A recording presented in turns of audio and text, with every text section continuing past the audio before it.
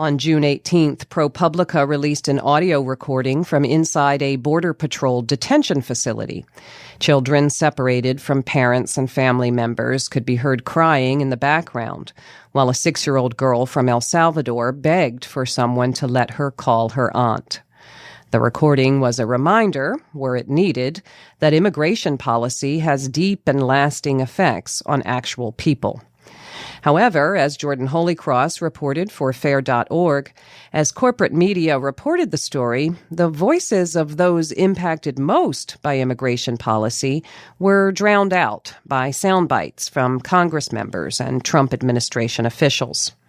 Looking at a week's worth of coverage on 6 major broadcast and cable news networks, Holycross found networks airing the voices of 248 sources, of which only 15, or 6%, were current immigrants, whether children or adults.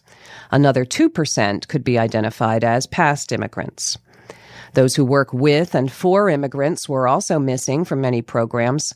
13 immigration rights advocates were cited overall, amounting to 5% of sources.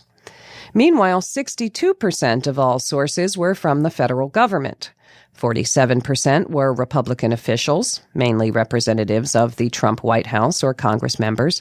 21% of sources were Democratic officials, mostly members of Congress. Put it this way.